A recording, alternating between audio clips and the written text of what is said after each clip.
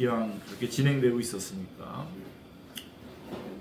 오늘은 로마서 3장 25절로 31절 부분, 지난번에 3장 21절부터 25절 앞부분까지 했는데요.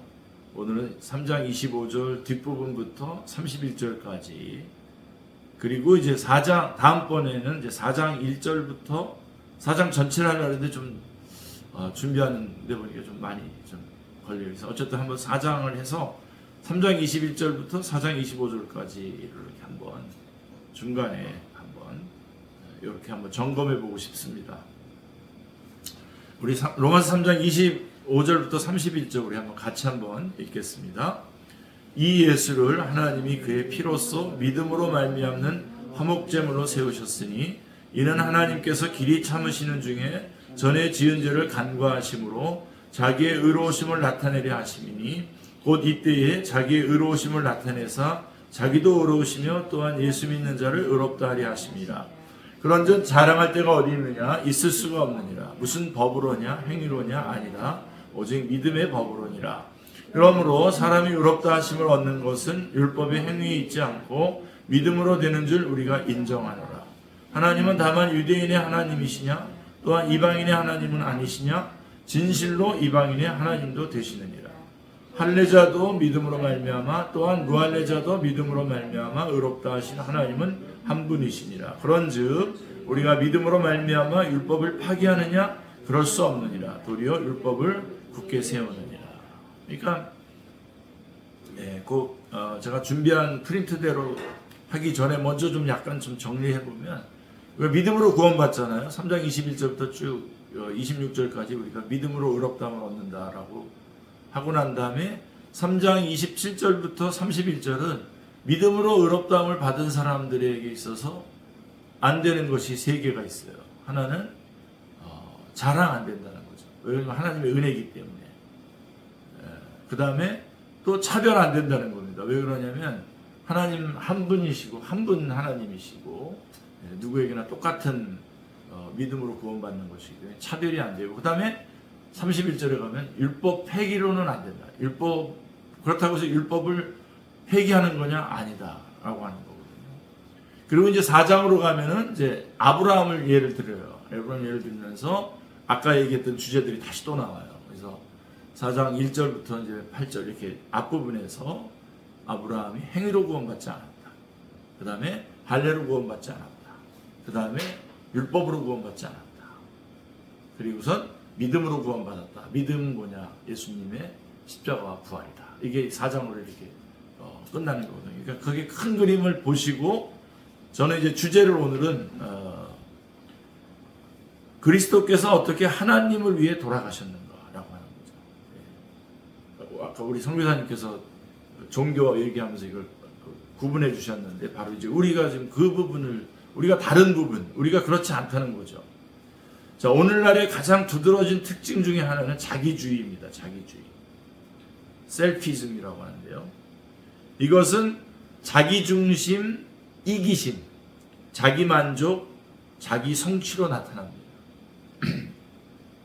사람들은 자신의 감정, 자신의 욕구, 자신의 소유, 자신의 안녕에 빠져 있습니다. 그렇죠? 아까 우리 전사님께서도 그런 문제 제기, 사람들이 그렇게 구석사 하다가도 중간에 자기 문제가 불거지게 되면 그쪽으로 오므라드는 경우가 많죠.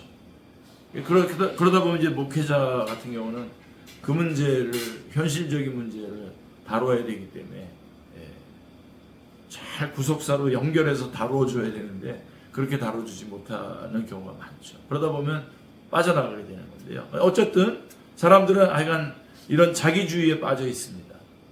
안타깝게도 이 자기주의가 기독교에 침투해서 일부 자칭 복음주의 교회와 단체의 표식이나 다름이 없게 되었습니다. 열린 교회 이런 식으로 하면서 그런 문제를 해결해 주는 게 마치 교회인 것처럼 이렇게. 자, 예수 그리스도는 모든 문제의 해답, 평화와 기쁨, 성공과 행복의 근원, 사람을 살 가치 있게 하고 지옥에서 구원하는 분으로 그렇게 그려지는 거죠. 올바른 성경적 관점에서 보면 예수 그리스도는 인간의 필요에 대한 해답이며 그 가운데 첫째는 죄로부터의 구원입니다. 그렇죠? 물론 예수 그리스도 안에 사는 삶이 지옥에서 벗어나는 유일한 탈출구인 것은 분명한 사실입니다. 자, 구원이 사람을 포함하는 것은 분명하며 구원이 사람이 받을 수 있는 가장 큰 복이라는 것도 똑같이 분명합니다. 구원 외에 영원히 가치 있는 것은 없으며 또 이런 의미에서 구원은 유일하게 큰 복입니다. 자, 그러나 성경에서 구원은 사람이 아니라 누구에게 초점을 맞춰야 됩니까? 하나님에게 초점을 맞추고 있습니다. 그러니까 하나님이 구원을 베푸시는 거예요. 그렇게 되면 지금 잘못된 것들 다, 왜 잘못됐는지 다 나오거든요, 답이. 하나님의 복음이잖아요. 그죠? 로마서에 보면. 자, 그래서 하나님의 말씀이 분명히 하듯이 구원의 최우선 목적은 하나님을 영화롭게 하는 것입니다. 아멘이죠? 이게 우리 목적입니다. 우리 인생의 제일 되는 목적. 사도 바울은 이렇게 일깨워 줍니다. 같이 읽겠습니다. 만물이 다 그로 말미암고 그를 위하여 창조되었고. 골로새서 1장 16절에 또 시편 기자도 이렇게 외쳤죠. 시편 115편 1절 같이 읽겠습니다. 여호와여 영광을 우리에게 돌리지 마옵소서. 우리에게 돌리지 마옵소서. 오직 주는 인자하시고 진실하심으로 주의 이름에만 영광을 돌리소서. 그러니까 모든 그리스도인의 마음에서 이런 외침이 쉼없이 터져나와야 됩니다. 하나님은 유일하신 참 하나님이시고 우주의 창조자요 유지자이시며 만물의 근원이요 척도이시기에 하나님만이 영광을 받을 권리가 있습니다. 그렇죠? 하나님만이 사람의 예배와 경배를 받을 권리가 있습니다. 하나님은 이사야를 통해서도 이렇게 말씀하셨죠. 여러분 잘 아는 이사야 45장 5절하고 21절에서 23절. 먼저 5절 말씀 한번 같이 한번 읽겠습니다. 나는 여호와라 나 외에 다른 이가 없나니 나밖에 신이 없느니라. 너는 나를 알지 못하였을지라도 나는 내 띠를 동일 것이요. 그 다음에 이제 우리 45장 21절 22절 23절 같이요. 너희는 알리며 진술하고 또 함께 의논하여 보라. 이 일을 옛부터 듣게 한 자가 누구냐? 이전부터 그것을 알게 한 자가 누구냐? 나 여호와가 아니냐? 나 외에 다른 신이 없나니 나는 공의를 행하며 구원을 베푸는 하나님이라. 나 외에 다른 이가 없느니라. 땅의 모든 끝이여 내게로 돌이켜 구원을 받으라. 나는 하나님이라 다른 이가 없느니라. 내가 나를 두고 맹세하기를 내 입에서 공의로운 말이 나갔은즉 돌아오지 아니하나니 내게 모든 무릎이 꿇겠고 모든 혀가 맹세하리라 하였노라. 자, 하나님은 주권적 주님이시기에 사도 바울은 그리스도인들에게 우리가 하는 가장 작고 가장 일상적인 것에서도 하나님을 높이고 영화롭게 하라고 권면하고 있습니다. 고린도전서 10장 31절 유명한 구절이죠. 같이요. 그런즉 너희가 먹든지 마시든지 무엇을 하든지 다 하나님의 영광을 위하여 하라. 그러니까 우리의 존재 이유 자체가 하나님을 영화롭게 하는 것입니다. 그러니까 우리는 자신의 이익과 감정과 안녕에 사로잡히지 말고 하나님을 찬양하고 경배하며 사는 놀라운 특권에 몰입해야 합니다. 우리는 무엇을 하든지 하나님의 나라와 그분의 의를 구해야 합니다. 존 스토트는 그 책, 제가 아주 젊었을 때 아주 도전받았던 책입니다. 그 복음전도라고 하는 Our Guilty Silence라고 하는 그러니까 이 존 스토트가 그의 책에서 바로 복음전도라고 하는 책에서 하나님을 영화롭게 하는데 몰두한 사람 중에 자신이 아는 최고의 본보기로 헨리 마틴을 꼽았습니다. 헨리 마틴 선교사님이죠. 헨리 마틴은 케임브리지 대학의 시니어 랭글러라고 하는데 이게 수학 전문가라고 합니다. 그런 시니어 랭글러였고 세인트 존스 칼리지의 동문이었는데도 학문적 이력을 등지고 목회에 뛰어들었습니다.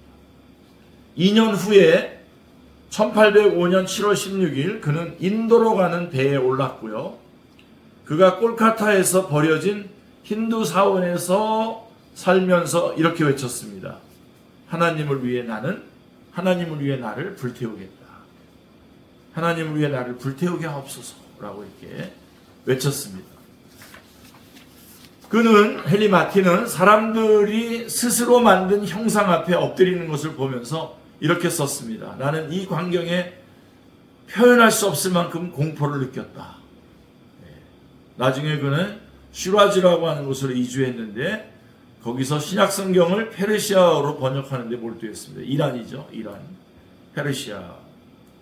많은 무슬림 방문자가 그를 찾아와서 종교적 대화를 나누었습니다.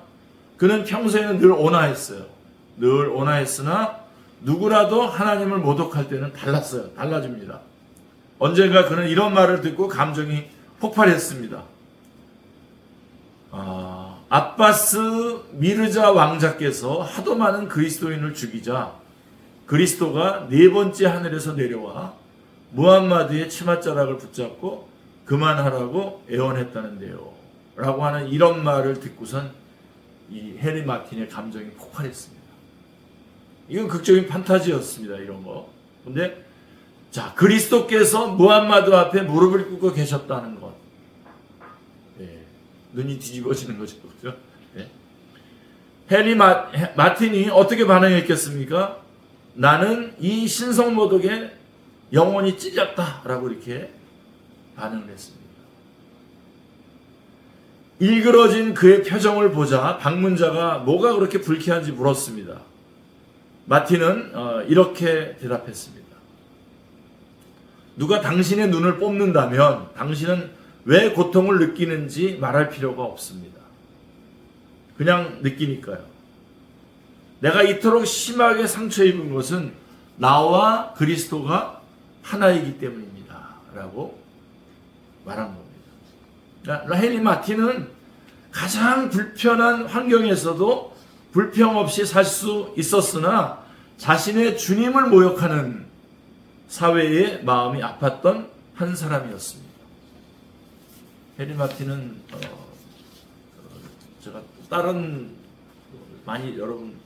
쪽에서도 많이 소개하고 있는데 굉장히 정말 귀감이 가는 그런 귀한 선교사님이십니다.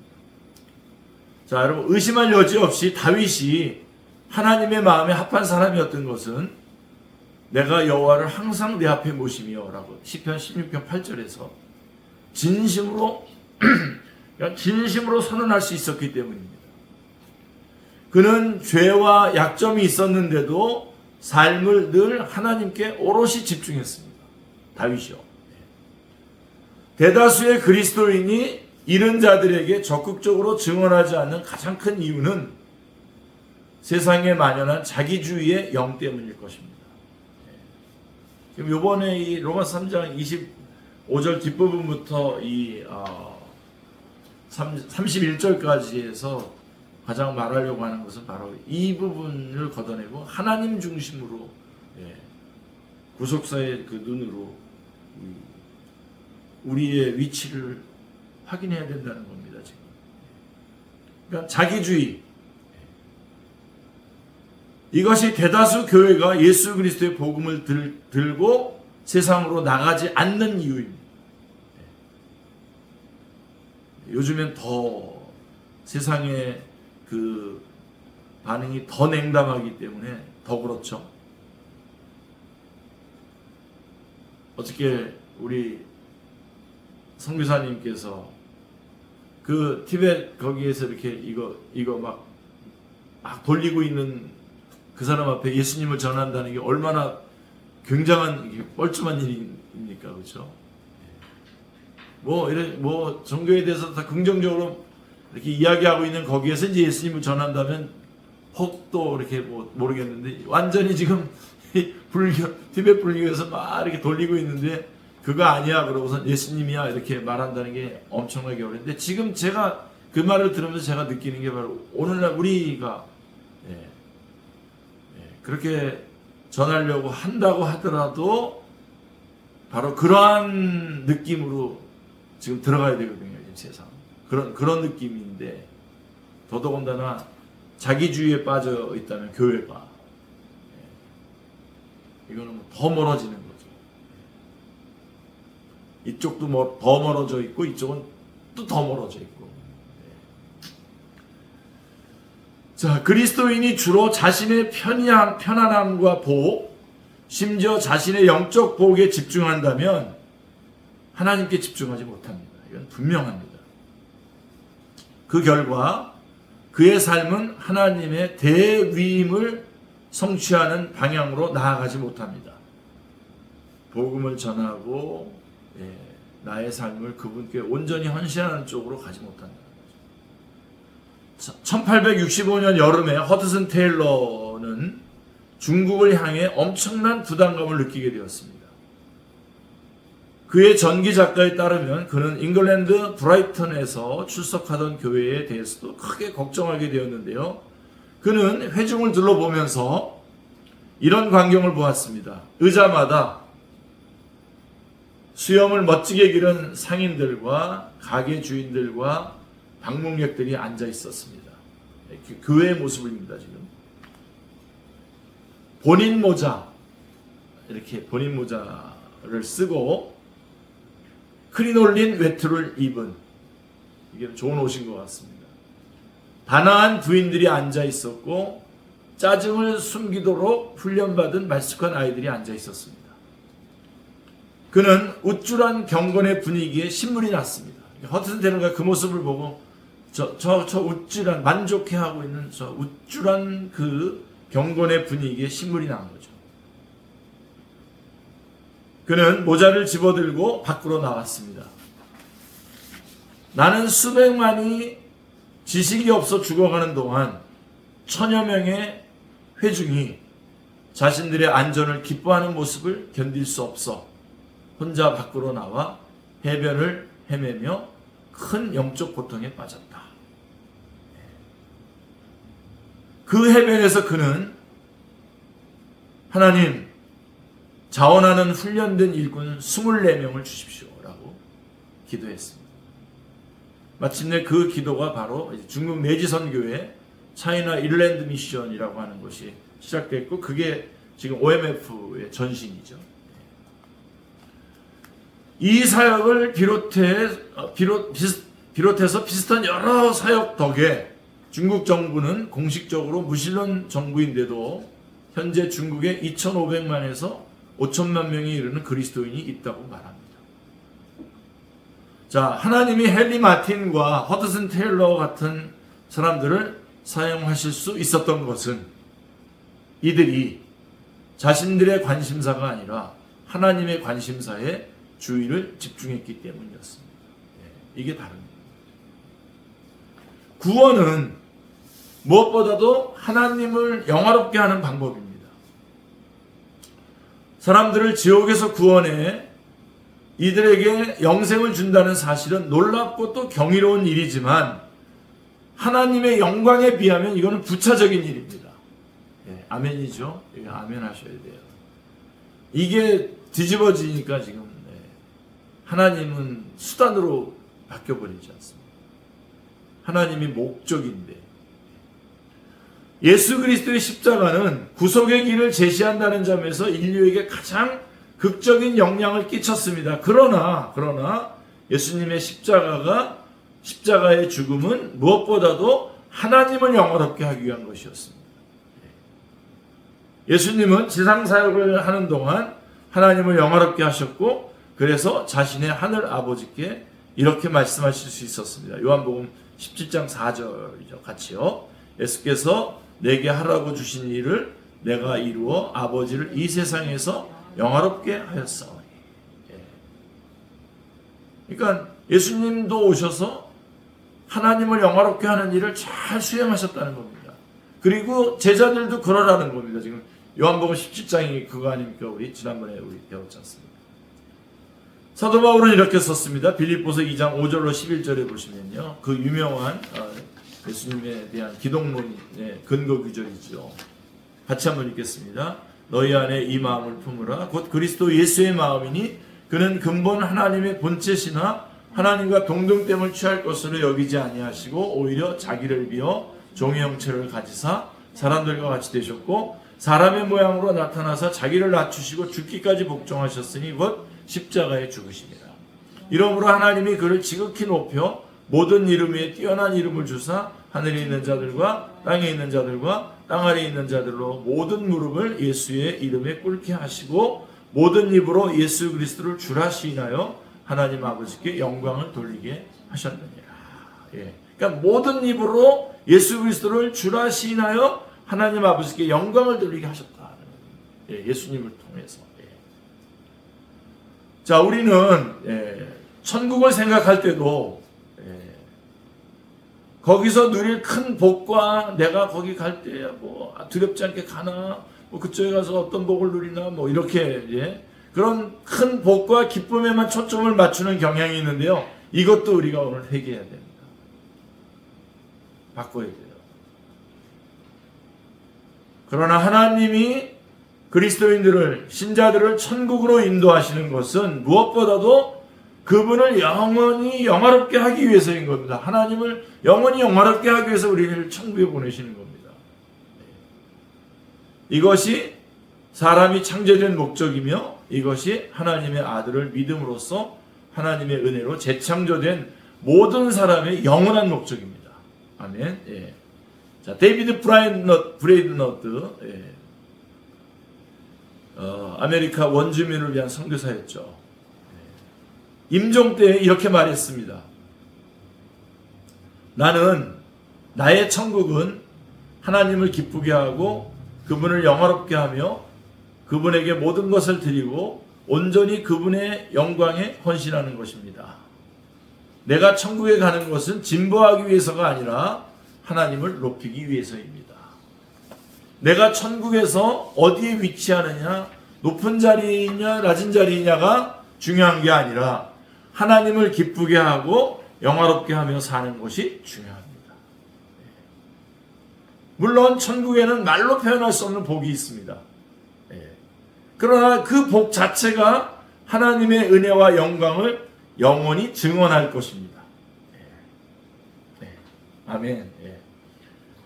자, 그래서 이제 제가 좀 서론이 좀 길었습니다만 로마서의 주제와 복음 메시지의 핵심은 하나님의 은혜의 반응에 오직 믿음으로 의롭다함을 얻는다는 교리입니다. 자, 이것은 교회사 내내 잃어버렸다가 되찾았다가 하는 그런 반복한 교리입니다. 지금도 요새 다시 좀 버리자는 그 주장들이 많이 나오는 거 아니에요? 꼭 믿음으로만 구원받냐? 행위가 있어야지. 행위를 어떤 조건으로 자꾸만 끌어내리려고 하잖아요, 지금. 구원받은 결과인데, 의롭다함을 받은 결과인데, 자꾸만 앞으로 끌어내서 그것이 마치 구원받는 것과 안 받는 것의 어떤 결과를 나타내는 것처럼 얘기합니다. 자, 이것은 우리가 믿음으로 의롭다함을 얻는다는 이 교리는 과소평가되거나 과대평가되거나 가장 빈번하게는 그저 소홀히 여겨진 교리입니다. 이것은 초기 교회의 핵심 메시지였고 말틴 루터와 장 깔뱅, 켈빈이죠. 켈빈 같은 경건한 지도자들 아래서 종교개혁의 핵심 메시지였습니다. 이것은 오늘날에도 하나님의 말씀에 충실한 모든 교회의 핵심 메시지입니다. 우리 구속사의 핵심이죠, 이게. 교회는 믿음으로 의롭다함을 얻는다는 것을 이해하고 선포할 때에야 참으로 예수 그리스도의 복음을 제시할 수 있습니다. 자, 그래서 이 진리를 가르치는 가장 중요한 규절이 오늘 본문 로마서 3장 25절로 31절입니다. 그래서 그거를 좀 다뤄보겠다는 겁니다. 이 단락은 성경 전체에서 가장 심오합니다. 깊습니다. 그래서 죄악된 인간이 하나님의 은혜로 그분의 아들 예수 그리스도의 십자가 죽음을 통해 의롭다함을 얻을 수 있게 되었으며 사람들이 예수 그리스도를 주님과 구주로 믿을 때에 이 의가 전가됩니다. 그래서 이 십자가는 예수님을 믿는 사람들에게 영원한 생명을 줌으로써 이들에게 영향을 미칩니다. 십자가는 예수님을 믿는 자들에게 영향을 미치고요. 예수님의 죽음과 부활을 통해서 하나님은 장래의 노하심에서 우리를 건지십니다. 데살로니가전서 1장 10절의 말씀이죠. 그리고 로마서 5장 8절 9절도 여러분 아시죠? 같이 읽겠습니다. 우리가 아직 죄인 되었을 때에 그리스도께서 우리를 위하여 죽으심으로 하나님께서 우리에게 대한 자기의 사랑을 확증하셨느니라.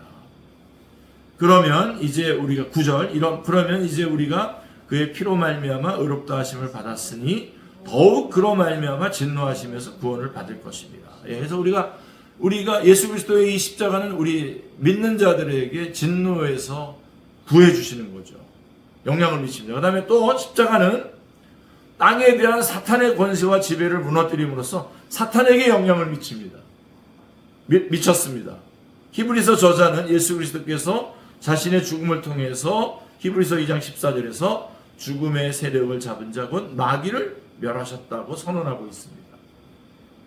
마귀에게 영향을 미쳤어요. 이렇게 함으로써 하나님은 우리를 흑암의 권세에서 건져내서 그의 사랑의 아들의 나라로 옮기셨으니 그 아들 안에서 우리가 속량고 죄사함을 얻었다라고 골로새서 1장 13절 14절을 말씀하고 있습니다. 그리고 십자가는 세 번째로 분명히 예수 그리스도 자신에게 영향을 미쳤습니다. 예수님은 아버지의 뜻에 순종함으로써 죄를 짊어지시고 죽음이란 죄값을 지불하는 고난을 당하셨고 하늘 아버지께 돌아가기 위해서 부활하셨습니다. 요한복음 14장 28절이 말씀하고 있습니다. 그랬죠? 그 다음에 십자가는 아버지 하나님과 성령님에게 영향을 미쳤습니다. 아버지와 성령님과 아들은 완전히 하나이기 때문입니다.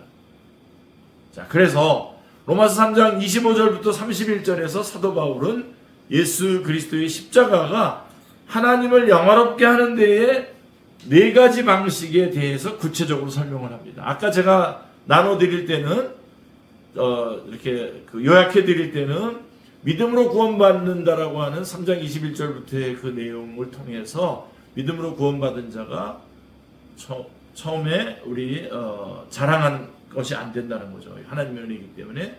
그 다음에 이거는 차별할 수가 없다. 똑같이 예수님 믿고 똑같이 믿음으로 구원받는 것이기 때문에 그리고 누구에게나 다 필요하다. 그 다음에 그렇기 때문에 편협하게 우리 유대인만 구원받는다 이렇게 할 수 없고 그 다음에 그렇다고 해서 율법을 폐기하는 게 아니라 율법을 또 온전하게 한다는 것이 제가 요약해드린 건데 이제는 어떻게 이걸 다시 보시면 좋으냐면요.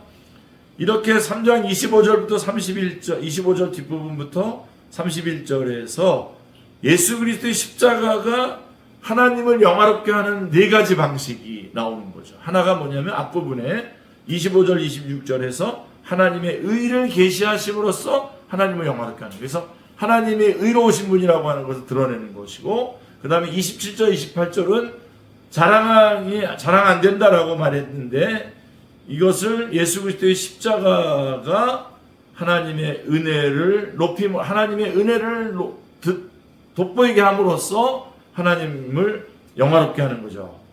그리고 29절 30절에는 하나님의 보편성을 계시함으로써 그러니까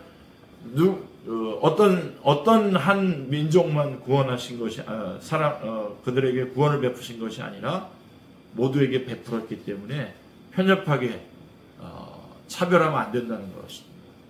그리고 하나님의 율법의 율법됨을 확증함으로써 하나님을 영화롭게 하는 것이죠. 이 네 가지를 이제 조금 가지고 한 것이 이제 그 네 가지를 오늘 푸는 게 이제 오늘 뒷부분의 이야기입니다.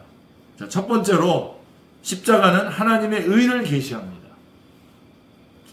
자, 로마서 3장 25절 26절 같이 한번 읽겠습니다. 이 예수를 하나님이 그의 피로써 믿음으로 말미암은 화목제물로 세우셨으니 이는 하나님께서 길이 참으시는 중에 전에 지은 죄를 간과하심으로 자기의 의로우심을 나타내려 하심이니 곧 이때에 자기의 의로우심을 나타내사 자기도 의로우시며 또한 예수 믿는 자를 의롭다 하려 하심이라. 25절 26절이죠. 여기서 의, righteousness, 칭의, justification, 의, 칭의, 이와 관련된 동사와 형용사들은 동일한 헬라어 어근에서 나왔습니다. 그러니까 두 단어의 기본 의미는 바르고 옳은 것과 관련이 있습니다. 우리 박정수 선교사님은 아주 간단하게 하나님 앞에 갈 수 있는 이렇게 아주 딱 정리해 주셨는데요. 자, 인종학과 종교사를 살펴보면 지금도 그렇듯이 이교도 신들은 예외 없이 사람의 형상을 하고 있었습니다. 이들과 사람의 유일한 차이라면 이들이 가졌다는 힘입니다. 이러한 힘을 제외하면 이들은 사람과 똑같이 도덕적으로 결점과 약점이 있습니다. 이들은 변덕스럽고 일관성이 없고 전혀 예측할 수 없습니다. 그리스와 로마의 만신전에서 만들어진 신들이 자신들끼리 끊임없이 경쟁하고 질투했을 뿐만 아니라 심지어 비범한 지능과 기술과 힘을 드러내는 인간들까지 질투했습니다. 그래서 어떤 신들은 인간에게 수준 높은 행동을 요구했으나 자신은 변덕스럽고 심히 부도덕하기 일쑤였습니다. 사람은 바로 이것을 기대합니다. 사람이 만든 신들은 결코 사람보다 큰 이미지일 수가 없습니다. 사실 많은 고대인이 자신의 신들보다 도덕적으로 훨씬 수준 높게 살았습니다. 사람들은 불공정하고 잘못한다며 특정 신을 비난하고 신의 잘못을 바로잡아 달라며 다른 신 혹은 신들에게 호소하기 일쑤였습니다. 사람들은 참 하나님을 아주 흡사한 방식으로 재빨리 판단하기까지 합니다. 불신자들은 그들이 생각하기에 하나님과 관련해 변덕스럽고 불의하며 심지어 잔혹한 행위를 지적하기 일쑤입니다. 그래서 이들은 이렇게 묻습니다. 하나님이 그렇게 거룩하고 공의롭다면 왜 자신의 백성이 그토록 고난받게 두며 자기 백성의 원수들과 이들을 박해하는 자들을 비롯해서 악한 자들이 끔찍한 죄를 짓고도 무사하게 두시는가? 이게 질문 아니에요, 대부분. 왜 하나님은 무지한 사람들이 다른 사람들의 악 때문에 고통당하게 두시는가? 성경에서 하나님이 하셨다라고 하는 많은 일이 사람의 관점에서 보면 부당하고 불의합니다. 예를 들면, 자, 왜 하나님은 자신이 아브라함에게 약속하신 땅을 아브라함이 실제로 상속받게 하지 않으셨는가? 이어지면서 뒤에서 받았죠. 또 건져낸 히브리인들은 애초에 애굽에 온 조상들보다 나을 게 없었다. 이들은 도리어 상황이 훨씬 나빴다. 애굽에서 주인들에게 숱한 이교도 신앙과 관습을 체득했기 때문이다.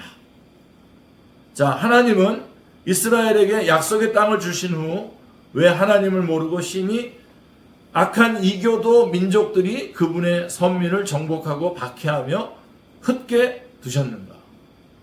벌하는 데 사용된 자들이 벌받는 자들보다 나빴다.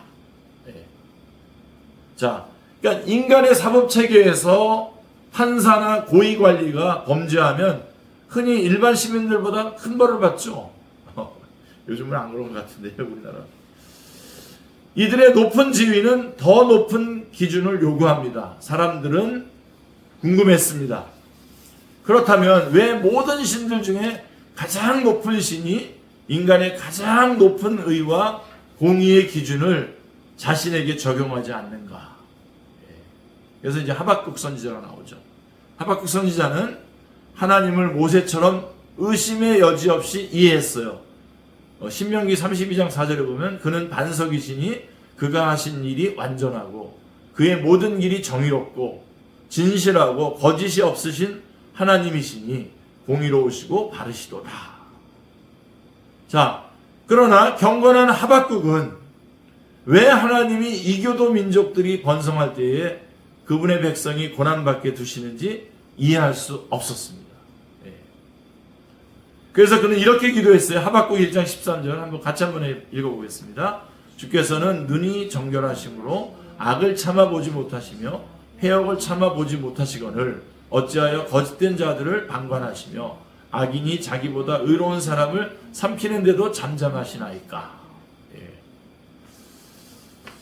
이런 기도 젊었을 때 저도 좀 많이 한 것 같은데요. 몰라서 그렇죠. 구속사를 몰랐었기 때문에 그렇죠. 자, 말라기 당시에 어떤 유대인들은 같은 것에 관심을 가졌으나 겸손한 하박국과는 달리 하나님을 판단하며 불경건하게 말했습니다. 모든 악을, 말라기 2장 17절에 보면요, 모든 악을 행하는 자는 여호와의 눈에 좋게 보이며 그렇게 기쁨이 된다. 또 어떤 유대인들은 이렇게 물었어요. 정의의 하나님이 어디 계시냐? 이렇게 물었어요.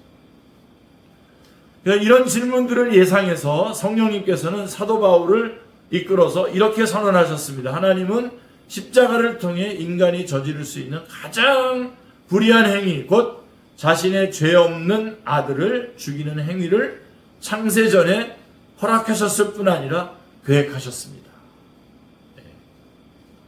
그러나 이러한 인간의 흉악한 행위를 통해 하나님은 자신의 아들을 내어줌으로써 자신의 의를 드러내셨습니다. 자신의 의를 드러내셨을 뿐만 아니라 이러한 은혜의 행위를 통해서 자기의 의로우심을 나타내려고 하셨습니다. 오늘 메시지에 그러니까 이러한 비교를 할 수 없는 희생을 통해서 하나님은 타락한 인류가 지은 모든 죄를 사하고 지워버리기에 충분하게 죄를 벌하셨습니다. 그러니까 사람들이 생각해요. 왜 정의가 어딨냐? 왜 의로운 사람 왜 처벌 안 하냐라고 하지만 하나님께서는 예수 그리스도를 처벌하심으로써 충분하게 죄를 처벌했다는 거죠. 그러면서 하나님은 하나님의 의를 또 드러내신 겁니다. 여기에는 그분의 아들을 십자가에 못 박은 가장 큰 죄가 포함되며, 우리들이 예수님을 십자가에 못 박은 게 가장 큰 죄 아닙니까? 거듭나지 못한 모두가 이 죄에 가담했습니다. 히브리서 6장 6절에 말씀하고 있습니다. 하나님이 행하신 가장 위대한 행위는 하나님께서 길이 참으시는 중에 전에 지은 죄를 간과하심을 통해 더욱 입증되었습니다. 하나님은 가장 작은 죄라도 모르거나 용납하지 않으십니다. 그러므로 하나님의 길이 참으심, forbearance, 길이 참으심은 불의의 표시가 아니라 인내하고 사랑이 넘치는 은혜의 표시입니다. 그래서 사도 베드로는 우리에게 이렇게 단언했습니다. 베드로후서 3장 9절을 같이 읽겠습니다. 주의 약속은 어떤 이들이 더디다고 생각하는 것 같이 더딘 것이 아니라 오직 주께서는 너희를 대하여 오래 참사 아무도 멸망하지 아니하고 다 회개하기에 이르기를 원하시느니라. 그러니까 하나님의 공의와 은혜는 너무나 커서 사람의 지혜가 인식하거나 이해할 수 있는 범위를 무한히 넘어섭니다. 하나님의 공의 때문에 그 어떤 죄도 벌을 면하지 못합니다. 그러나 하나님의 은혜 때문에 그 어떤 죄도 용납받을 수 있습니다. 그러므로 모든 죄의 값은 죄인 자신이 지옥에서 영원한 죽음과 벌의 형태로 지불하거나 자신을 대신한 예수 그리스도의 희생을 믿기 때문에 그를 대신해서 지불될 것입니다. 모든 죄는 안 다루어지는 죄는 없습니다. 페레시스라고 하는 이 간과하신다라고 하는 말이 이제 나오는데요. 이 간과하신 페레시스는 킹 제임스 버전의 번역과 흠정역 번역과는 달리 사면 개념을 내포하지 않고 지나침 또는 눈 감아줌이라고 하는 것을 가리킵니다. 눈 감아준다. 이 헬러어 헤라시스는 눈 감아준다는 겁니다. 모른 척 해준다는 겁니다. 그러므로 하나님의 길이 참으심이란 문맥에서 이 단어의 의미는 일시적으로 죄를 간과하고 죄에 대한 심판을 일정 기간 보류한다는 뜻입니다. 그게 25절 뒷부분에 나오는 간과하신다라고 합니다. 인간의 타락 후 하나님은 아담과 하와를 그러므로 인류를 정당하게 멸하실 수 있었을 때에 타락한 인류의 죄를 간과하셨습니다. 심지어 대홍수 때도 하나님은 8사람을 구원하셨습니다. 이들이 완전히 의로웠기 때문에가 아니라 그분을 믿었기 때문입니다. 마찬가지로 성경에 기술된 숱한 하나님의 심판은 결코 보편적이지 않았고 특정한 개인, 집단 또는 민족에게 임했습니다. 시편 기자 아삽은 하나님이 죄가 덜한 사람들을 희생시키면서 숱한 악인이 번영을 누리며 살도록 허용하시는 이유를 어느 정도 이해했습니다. 그는 이렇게 말했어요. 시편 78편, 많은 설교자들이 78편 설교 많이 하죠. 78편 38절 39절 같이 읽겠습니다. 오직 하나님은 긍휼하심으로 죄악을 덮어주시어 멸망시키지 아니하시고 그의 진노를 여러 번 돌이키시며 그의 모든 분을 다 쏟아내지 아니하셨으니 그들은 육체이며 가고 다시 돌아오지 못하는 바람임을 기억하셨습니다. 정말 우리를 위한 것이죠. 사도 바울은 아덴 외곽에 자리한 아레오바고의 에피쿠로스 철학자들과 스토아 철학자들 앞에서 연설하면서 이렇게 말했습니다.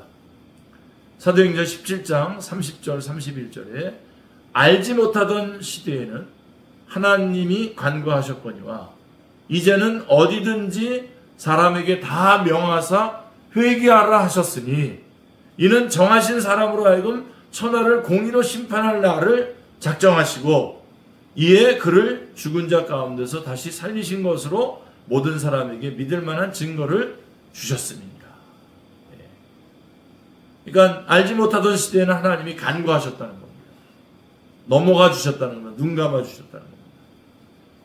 그리고 로마서 1장 20절에도 태초부터 하나님은 모든 사람이 볼 수 있게 그의 영원하신 능력과 신성을 드러내셨습니다.